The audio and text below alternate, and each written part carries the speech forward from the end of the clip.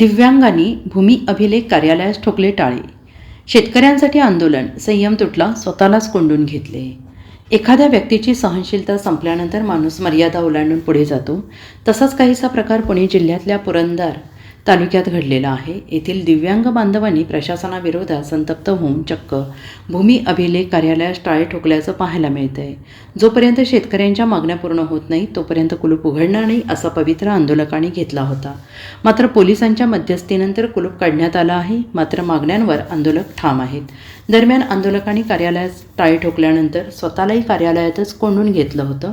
पुरंदर तालुक्यातील वीरपरीचे आणि राऊतवाडी या भागातील प्रकल्पग्रस्त शेतकऱ्यांना जमीन संपादन होऊनही अद्याप सातबारा न मिळाल्याने प्रहार संघटनेच्या नेत्या सुरेखा ढवळे यांनी आज भूमी अभिलेख कार्यालयाला टाळे ठोकून स्वतःसह प्रकल्पग्रस्त शेतकऱ्यांना भूमी अभिलेख कार्यालयामध्ये कोंडून घेतले.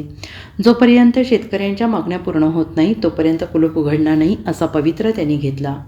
प्रकल्पग्रस्त शेतकऱ्यांनी तहसील कार्यालय, भूमी अभिलेख कार्यालय यांच्याकडे मागील 30 वर्षांपासून पाठपुरावा करून देखील त्यांना त्यांच्या जमिनीचे सातबारा उतारे दिले जात नाहीत.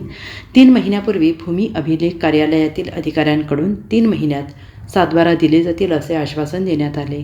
मात्र ते देखील पाळले गेले नाही. त्यामुळे संतप्त झालेल्या प्रहार संघटनेच्या दिव्यांग बांधवांनी भूमी अभिलेख कार्यालयाला टाळे ठोकल्याचं पाहायला मिळालं. दरम्यान पोलिसांच्या मध्यस्थीनंतर कुलूप काढण्यात आलं आहे. मात्र मागण्यांवर आंदोलक ठाम आहेत. Bureau report, SBN Marathi, Pune.